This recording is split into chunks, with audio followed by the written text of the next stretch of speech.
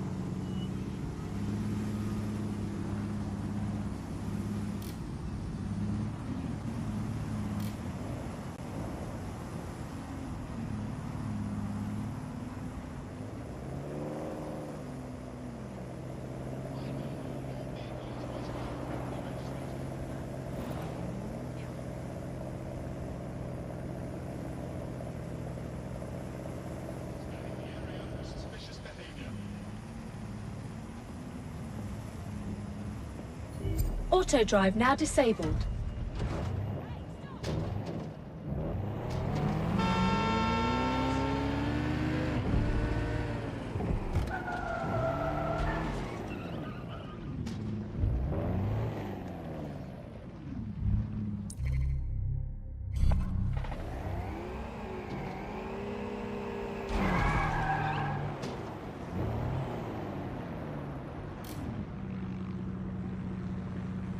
Auto drive now enabled.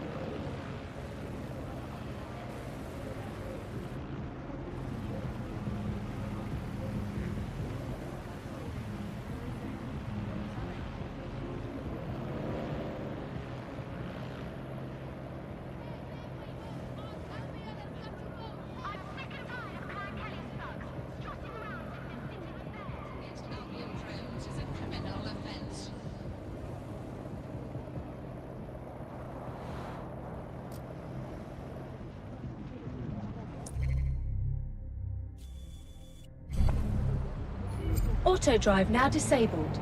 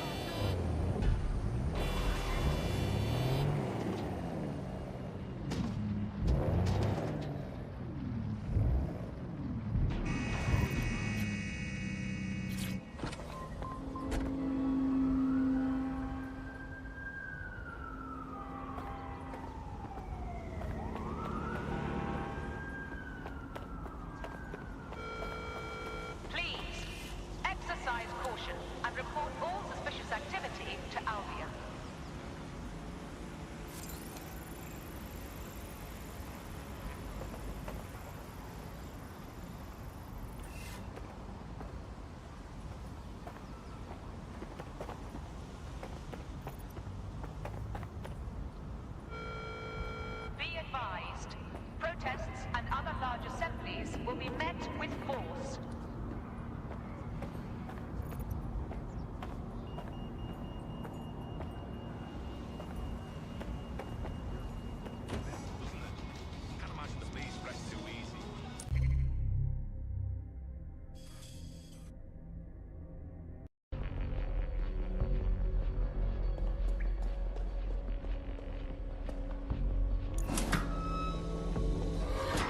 Do us a favor and keep it quiet, Dalton. If they don't shoot me, I won't shoot them. How's that?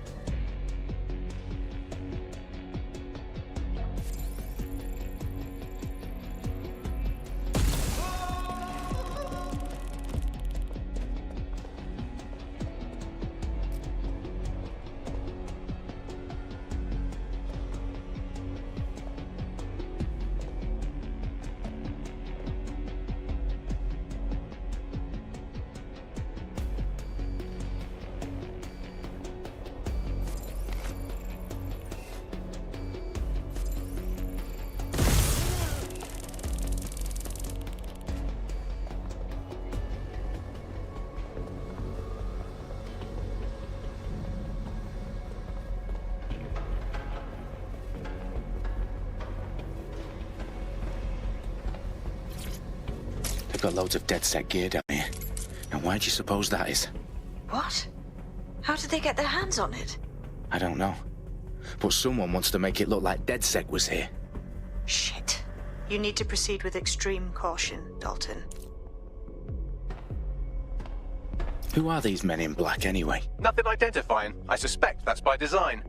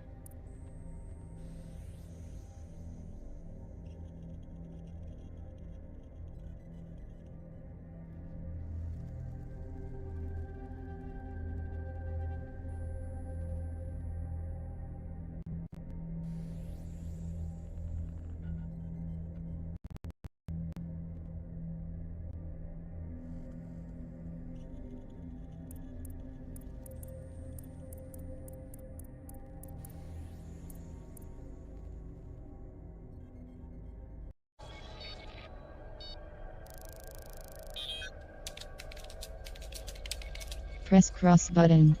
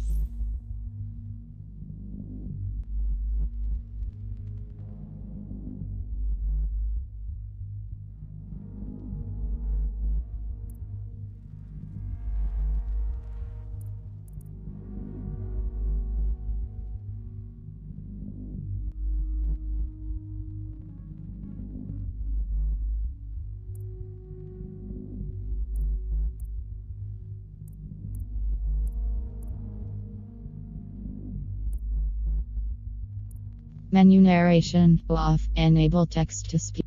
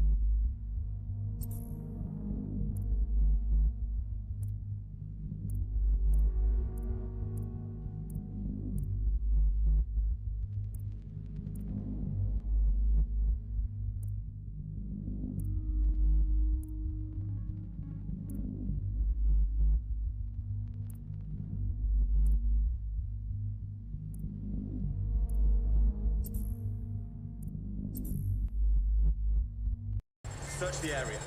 Area's clear. Continuing the search. Check your doors and corners. Bagley, update. Let's just say I'm both impressed and annoyed by how sophisticated this anti-tamper security is. Still working.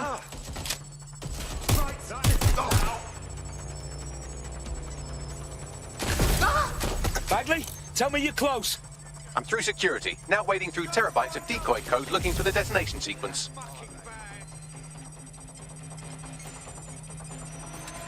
Shots fired! Getting behind cover! Vectors open fire!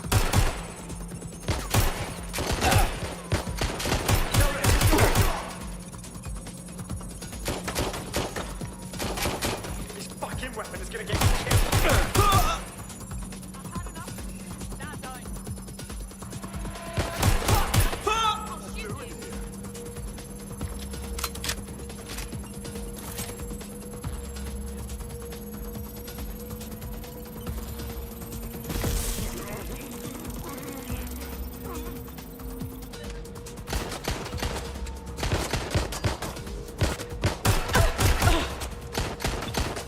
Problem, Dalton. I need your physical appendages now.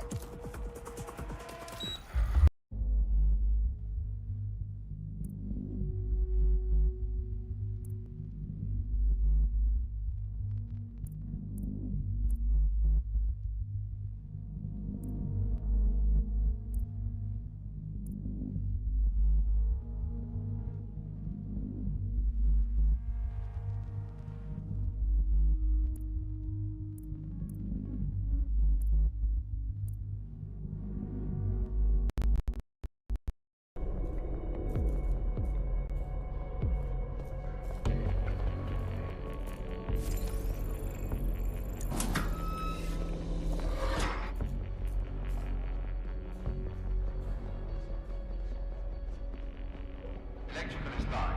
Repeat. The fireworks are live.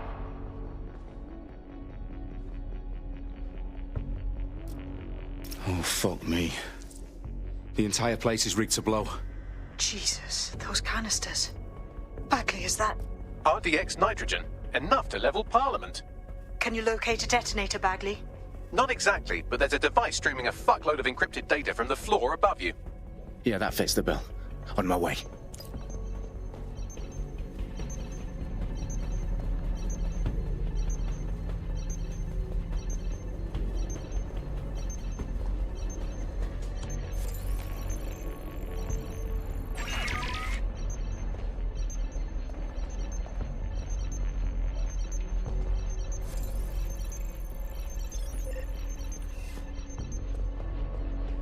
What is this filthy rubbish?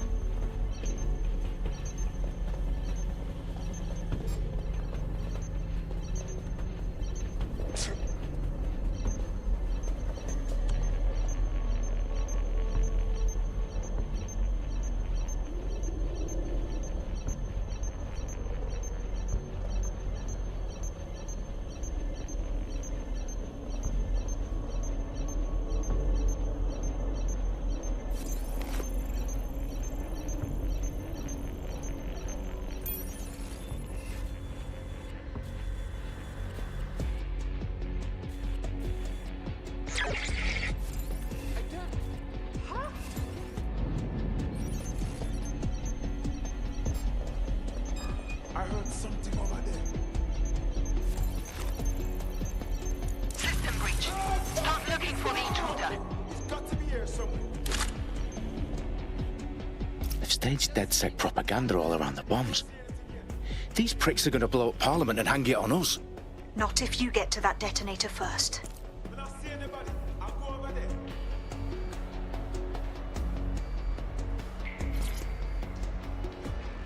Area clear. Moving on.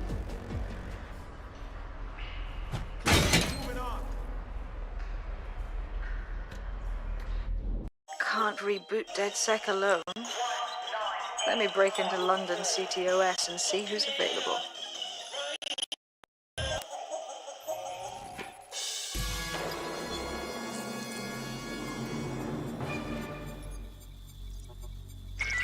I'm Claire Waters, and we've been discussing the hacktivist, now alleged terrorist group, DedSec, on this week's Buccaneer Radio. I have Colin calling in. Colin, what's your take? Now, I've been saying from the start we should have rounded up DedSec and thrown them in jail. Now, I'll say they should all be lined up and shot. You don't find it awfully convenient that they've been fingered as the attackers, but we've seen no proof? Look at Tone! Look at our city! What more proof do you need? Well, Colin, I'd say you have to look at their history of non-violent action. Albion's put more civilians in the hospital in the past few months than DedSec ever has. I smell a scapegoat. Now I have Emily calling in. Emily, what's your take? You're absolutely right, Claire. The government's just framing DedSec because they want to make it seem like they have this under control. They probably have no clue who was behind the bombings. But that doesn't look good on the news, does it? DedSec's been a thorn in their side. Who better to pin it on? Angie, I have you next. What do you make of all this? I think, if anything, DedSec showed their true colors. It's terrifying to think we harbored such a dangerous element for years. Terrorists in our own backyard. Do you find DedSec more frightening than the different gangs in London, like Clan Kelly? Clan Kelly might set your shop on fire and maybe they'd kill you, but even they wouldn't try to blow up all of Parliament. Next, what they're capable of, how far they're willing to go. Hold on. Do you mean the government? Are you suggesting the government was responsible for the bombings? Oh, trust me, Claire. They didn't do it alone. They're all in on it. The government, Albion, Sirs, Bloom, Sky Bloody Larson, and all the way up to Downing Street. They want to keep us scared, harness us with mind control, suck every last ounce of usefulness out of us, and even in death they'll set off our bodies. And what do you suggest we do, Crypto King? Go underground. Deep enough, no electric signal can get you. It's the only way. Well,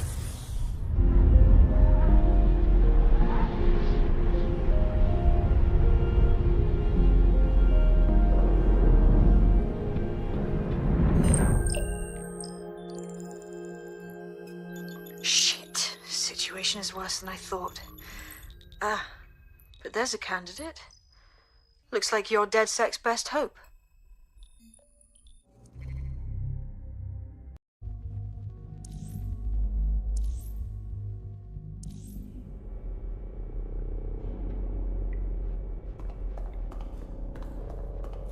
Perimeter security's back up. South entrance is secure.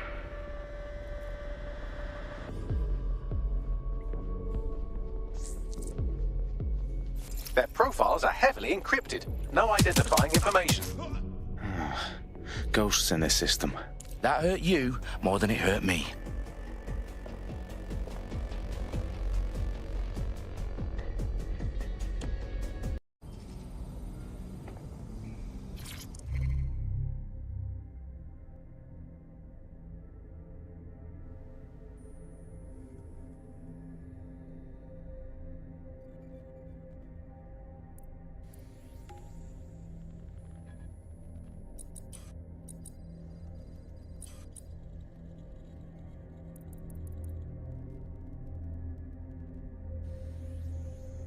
I'm Claire Waters, and we've been discussing the hacktivist, now alleged terrorist group, DedSec, on this week's Buccaneer Radio. I have Colin calling in. Colin, what's your take? Now, I've been saying from the start we should have rounded up DedSec and thrown them in jail. Now, I'll say they should all be...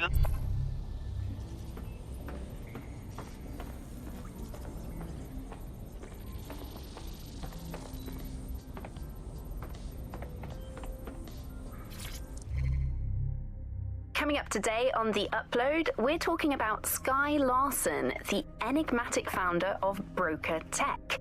Everyone knows her name, but no one knows too much about her, and we only really see her these days as a hologram.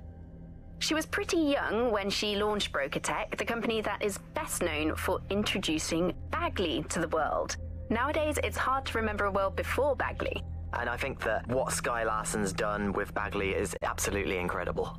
Bagley is the most advanced, significant AI of our time, and it's really blown all the other AIs that were created out of the water. Yeah, I mean, I can't really imagine the optic without it.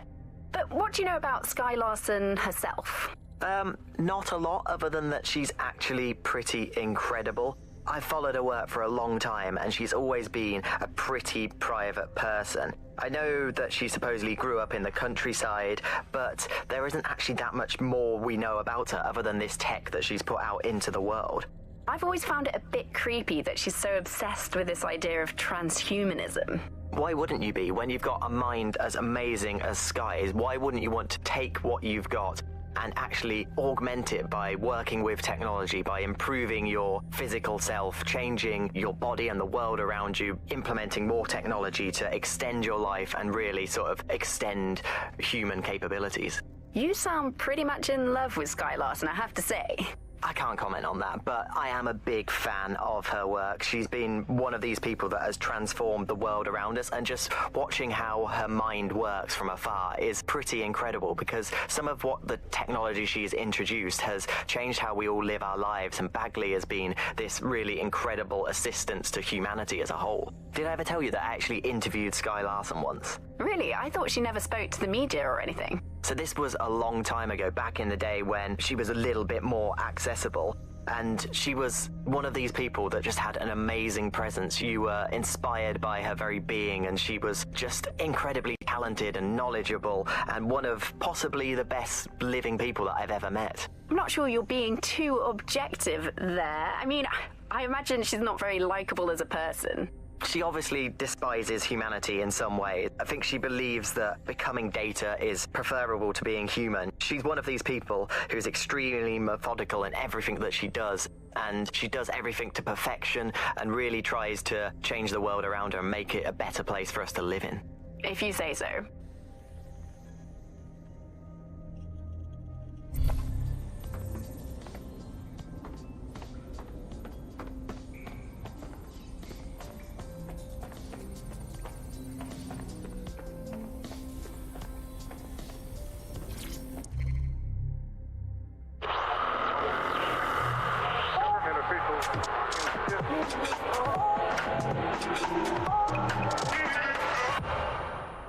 This is London Calling. You're listening to Buccaneer, your pirate podcast source for what they don't want you to know.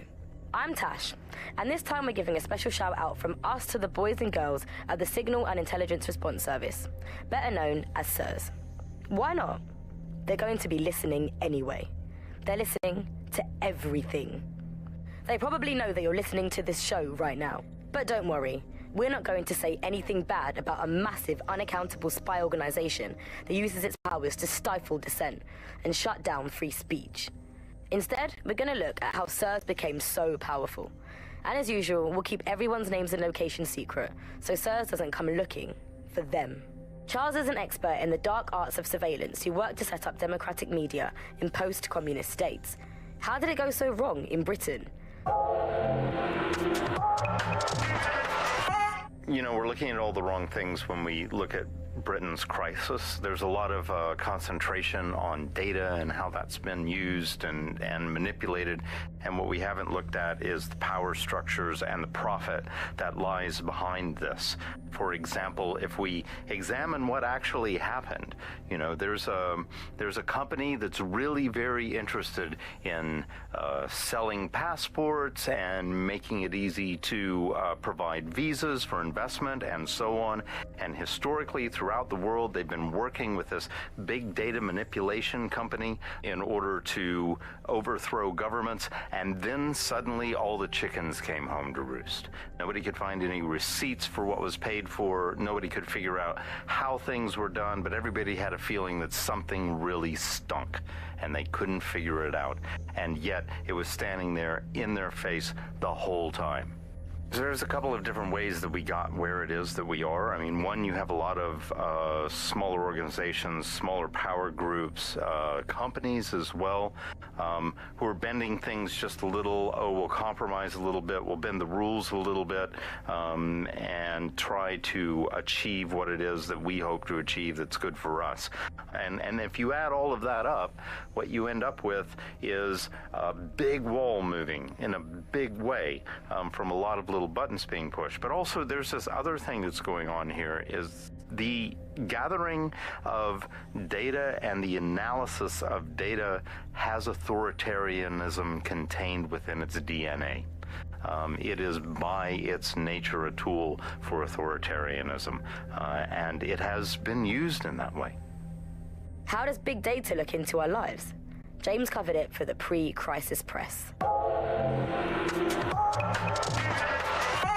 We're starting to see the merger of private data and that with data held by the state into what are called social credit systems. This is where every aspect of your behaviour is monitored and totted up by a central system to sort of score you as a person, a bit like a credit card, but predicated on all of your behaviour rather than just the money you're spending. And this can have profound impact. We're starting to see systems emerge which will punish you and stop you from doing things in society based on your behaviours. And this can be as trivial as if you jaywalk, if you cross the road in the wrong place, you might lose points. If you do some community activities or help your neighbours, you might earn points. And then this can be used to sort of evaluate you as a person. And this could mean, for example, the travel privileges, being able to travel first class or being denied from travelling first class, to not being allowed to travel at all. These systems are very real and very possible because of all of the data that is now held on us. Ian was a veteran political writer and podcaster back in the days of pre-crisis Britain. Is the world we're living in now fascist? Well, this is what fascism is. It is the complete and total control of the individual. The desire to basically say to the individual, nothing in your life matters. On an individual basis, you are now part of the whole, part of the nation, and the only meaning that you will find in your life is to become part of the nation. What is a nation? The nation doesn't mean anything, right? The nation is basically just encapsulated by the leader that takes over, that claims that he, has this sort of access to the soul of the country, to the soul of the people. He never does. It's just a myth, but that's what they go for. And on that basis, they take the right to control every aspect of your life, from who you talk to where you eat, to where you go to hang out with your friends.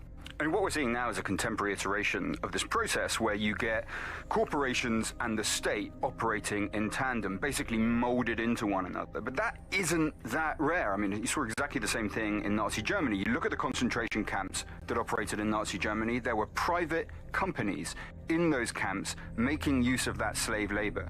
Fascism often works with corporations, and it's doing the same now. That's the way in which they track what you do. That's the way in which they track who you talk to. They operate as each other's proxies. So if your ears are burning and you think someone might be watching you, you're probably right. They're watching all of us. I'm Tash, and you've been listening to Buccaneer.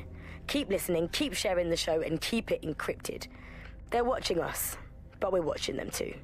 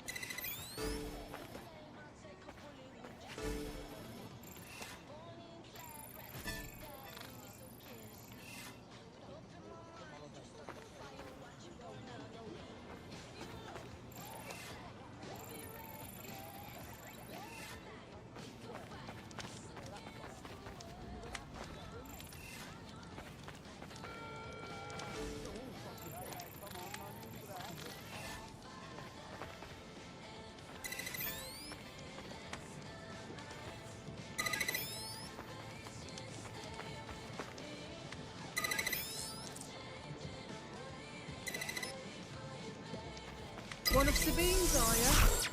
I'll see you downstairs later then.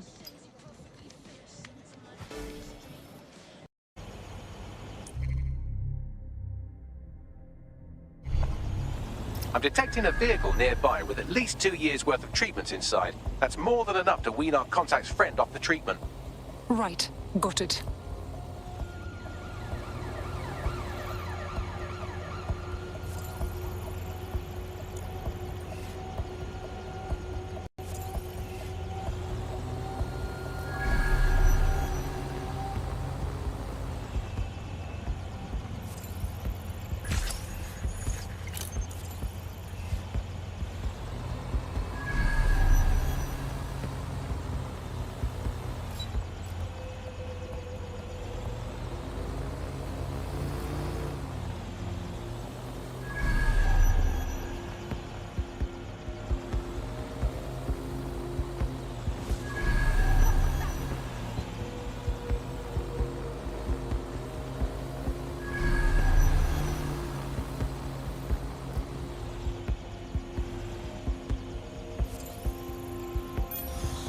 There's the vehicle with the drugs in it. Try not to destroy it.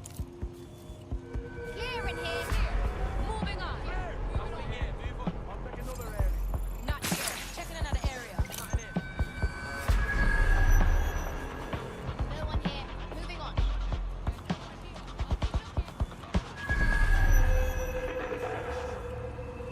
Don't see anything here. All clear here. I'm gonna check somewhere else.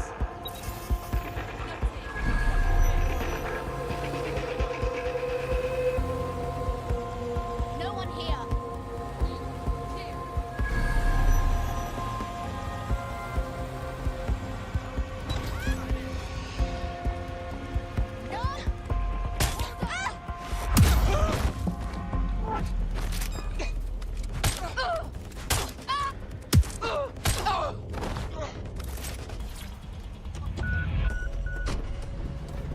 I have the vehicle. Now what? I found a safe location where our friend can pick it up. Sending you the coordinates now.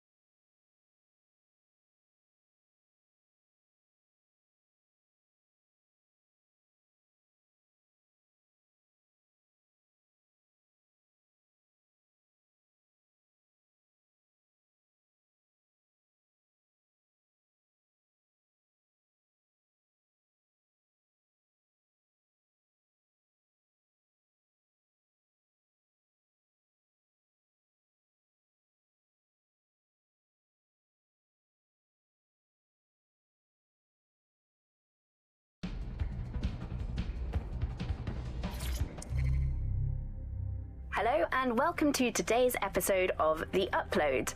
We're talking about the optic and how it's changed our lives.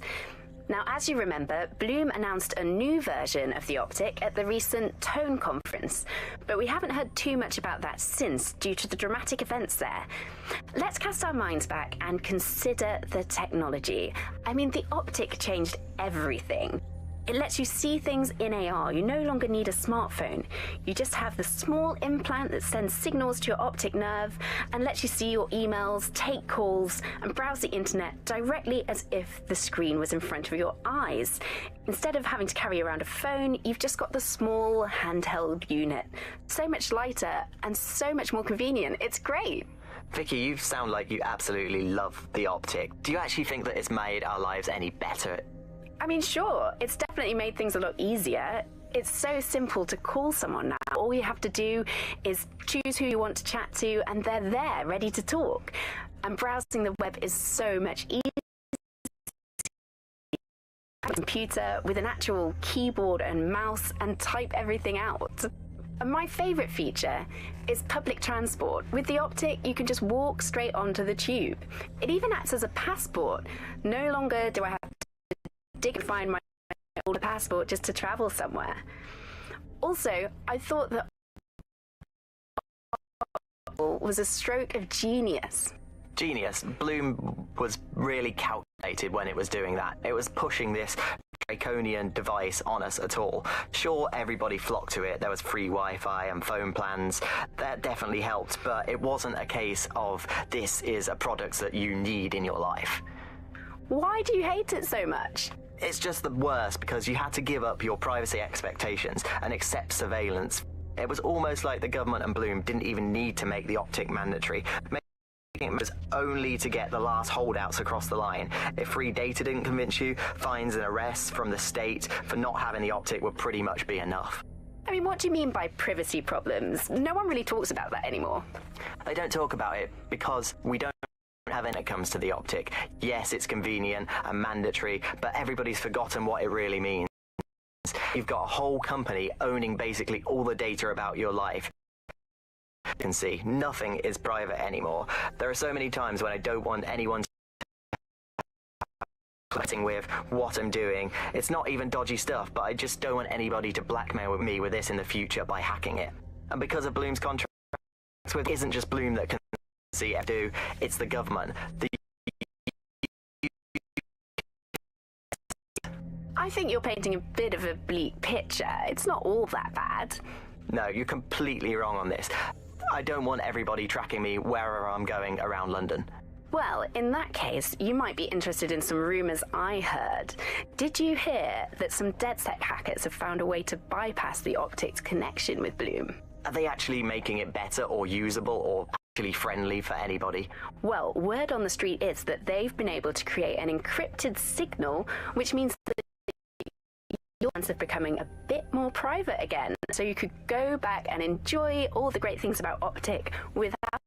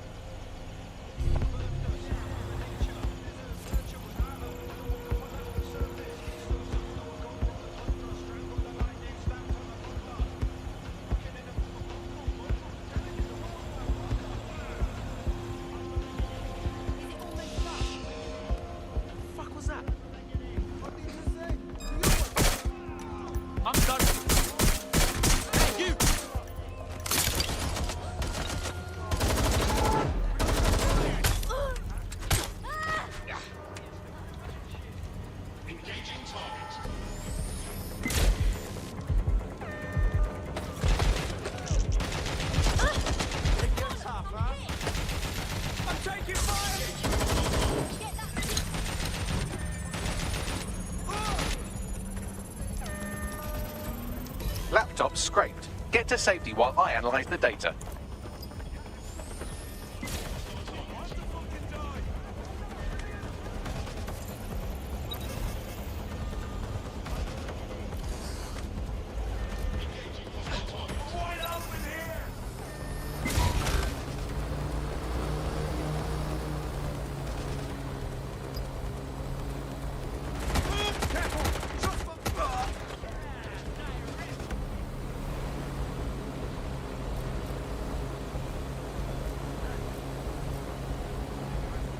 I found them at a warehouse where experimental drugs are being stored.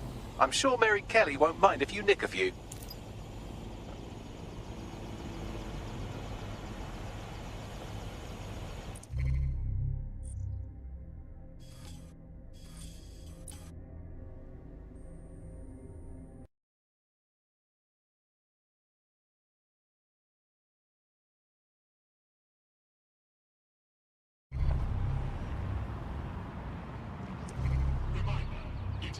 The demands of being a DedSec operative are all-consuming, so taking app gigs is a good way to make some extra quid that works around your new schedule. Lots of people will pay well to have their sensitive packages handled with care, and some will even deliveries. Ha ha!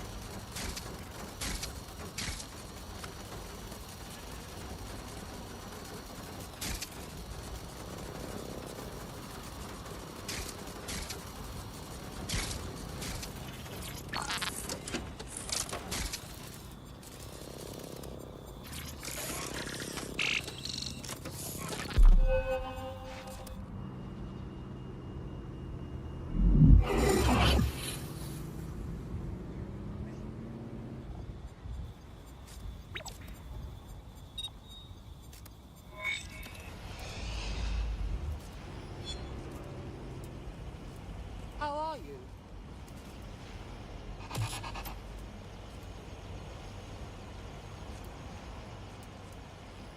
You've done it. You've done it. All our Westminster targets have been accounted for. Albion's hurting and the people are coming out of their shells. I've even got a member of Parliament here contacting us. Excuse me? Yeah, I thought it strange too. Says she has an idea how we might rally the people in the borough. You should meet her. To think that Albion vandalized this advertising to try and control people's thoughts when this perfectly nice corporation paid good money to do that. Justice served, kind of.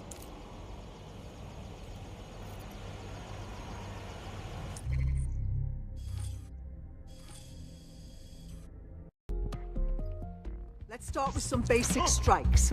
Hit me. Don't be shy. Just like that.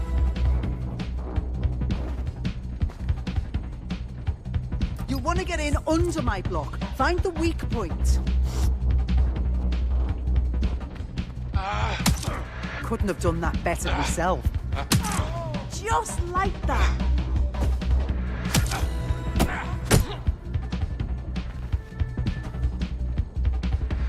Quick on your feet now. You want to create distance.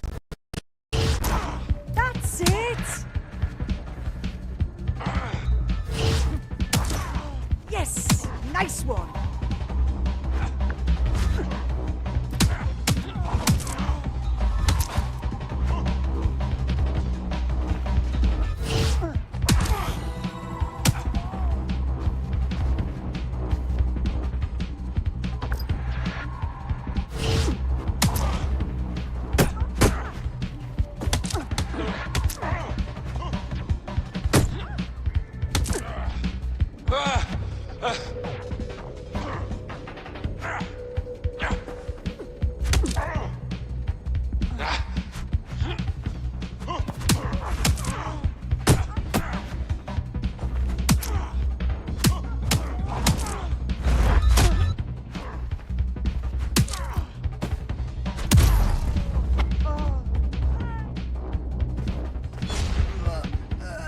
Find equipment around the safe house that are essential items in your DedSec kit.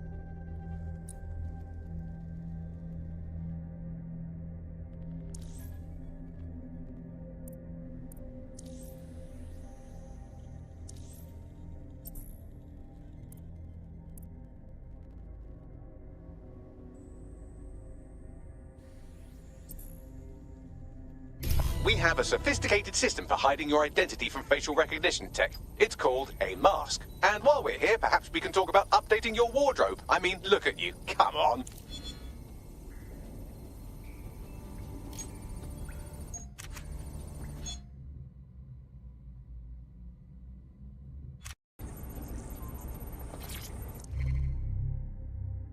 and welcome back to The Upload. In this episode, we're talking about CTOS 3.0, the city operating system that's now powering all of London. For those of you who need reminding, as if anyone does at this point, CTOS was first used in Chicago in 2014 and then San Francisco in 2017 before coming here to London.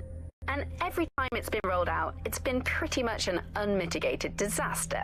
For those of you who are listening who are lucky enough not to be here in London's chaotic scenes, it's worth remembering that the telecoms tower is now owned by Bloom. The tower looms over northwest London. It's always been a communications hub, acting as part of the UK's television and communications network, although there's been some secrecy around its use, and now that Bloom owns it, it's only even more secret. Yeah, now everything that's part of Bloom's city surveillance operation is run through the telecoms tower. And I have to say, it looks completely ridiculous. It's got that silly crown thing at the top and all the blue light. What's that even about? What does it do? I don't see that there's any purpose to that at all. It's a blight on the skyline, if you ask me.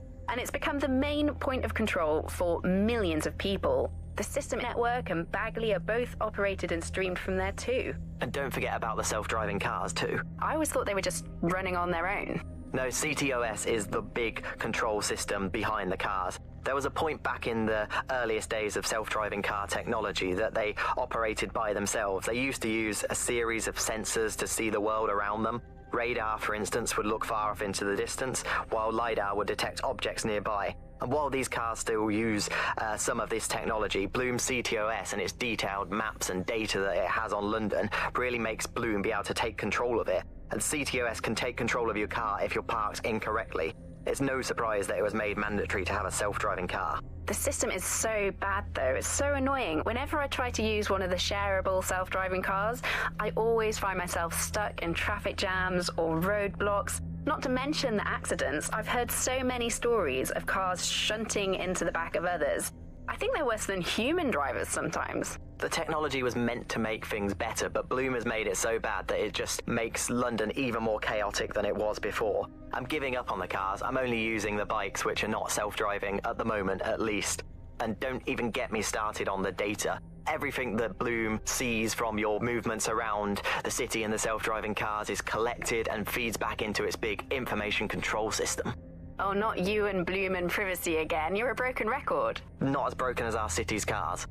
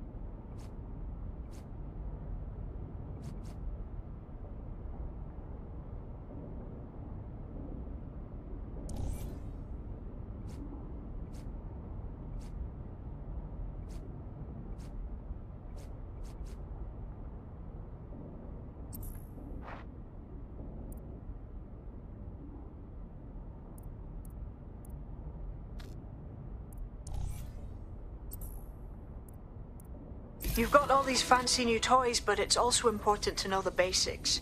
You need to learn how to throw a punch and how to take one. Albion will escalate if you come at them with a gun and shoot you down. We want to avoid collateral damage. In DedSec, we try to use guns only as a last resort. Have you already met Connie Robinson? She owns the pub and is an old DedSec contact, not to mention a champion amateur boxer. Go to the practice ring and she'll show you how to stop flinching when someone cocks a punch at you.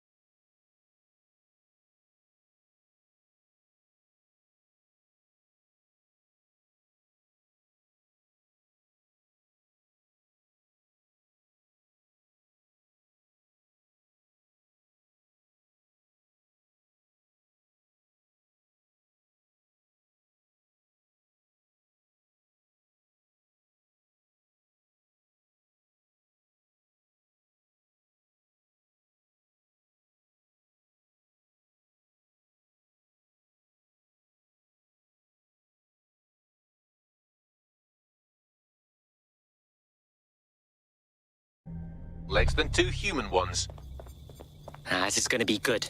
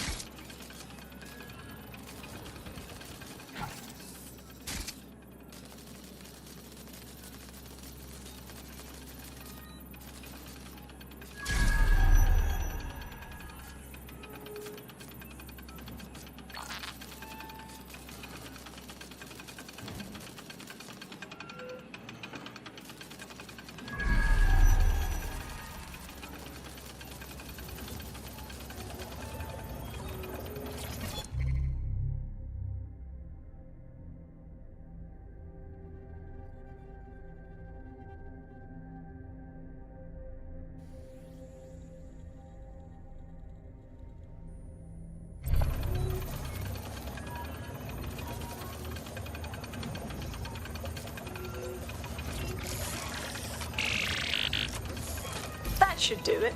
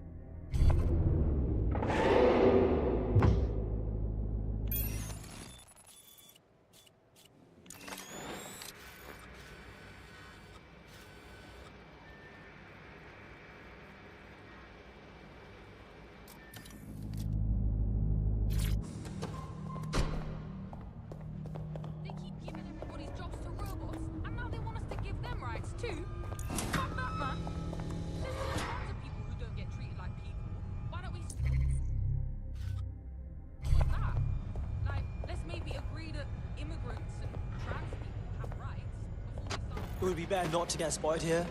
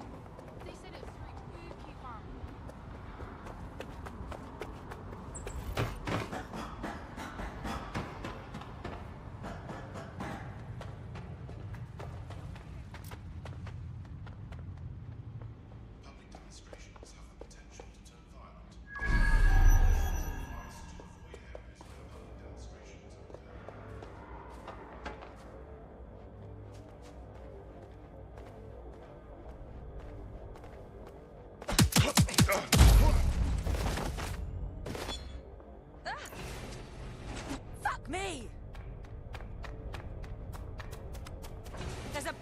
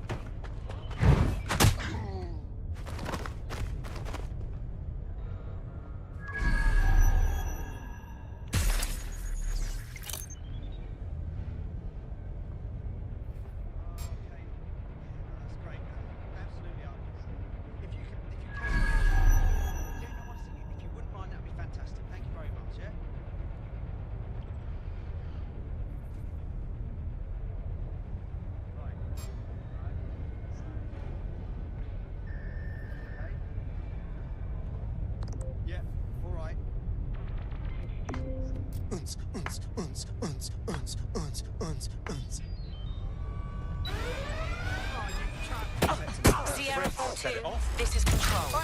An alarm has been activated near you. Survey the area.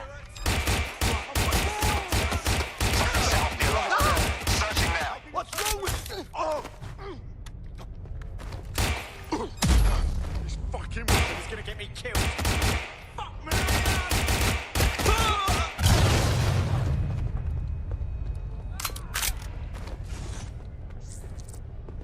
Oh shit, bro! I ain't gonna be... Don't let the tit-head get away. Moving on, there's nothing here.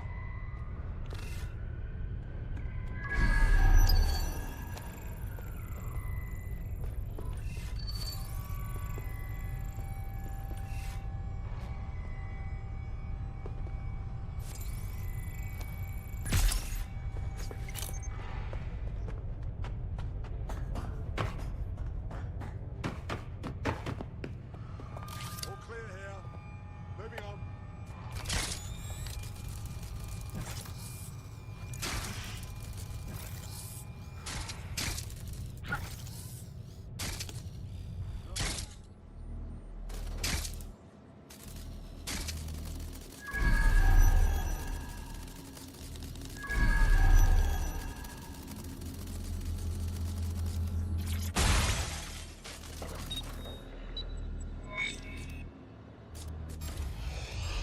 Listen. That does it. I'll shoot! This is strange. The manifest for the shipment you just destroyed mentions an internment facility in the borough, but not one I've heard of. Well, they'll just have to do without the rubber hoses and black masks for a while.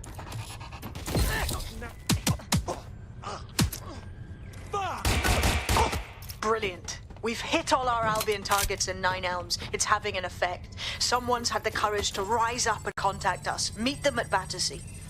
Right, going now.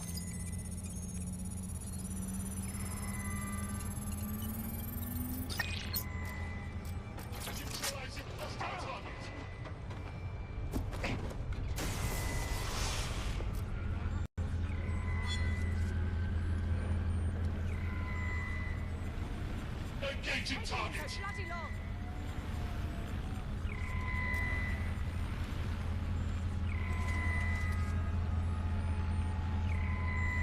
Engaging hostile target.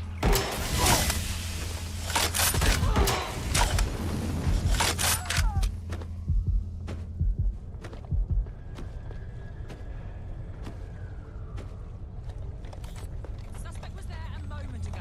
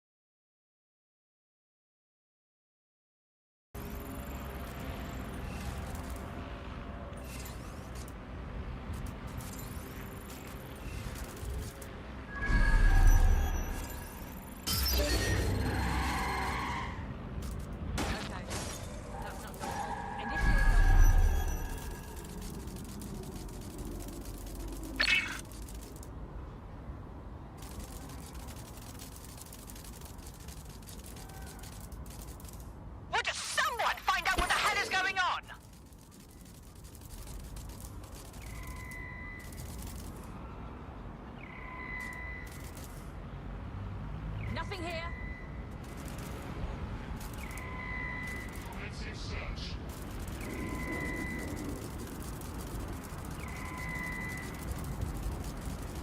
Area clear. Moving on. Moving on.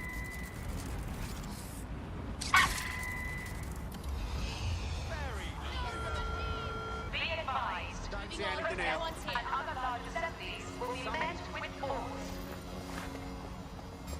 They're gone! Cancel the search! Maintain position and guard. Wait, what was that?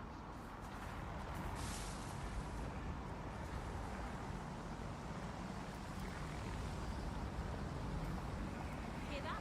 Get moving. You don't have clearance. Come on.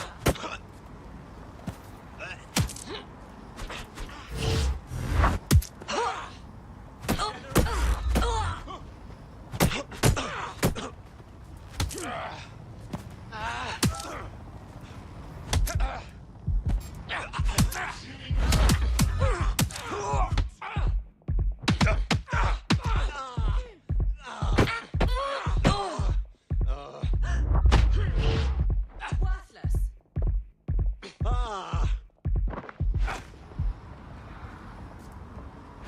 You prick.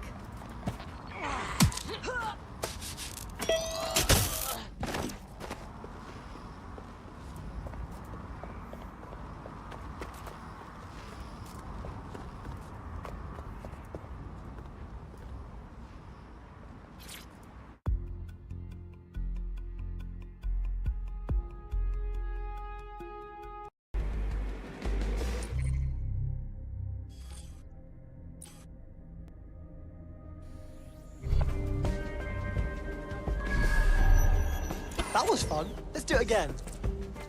There will be a database here that we can search for evidence on Angel Lopez.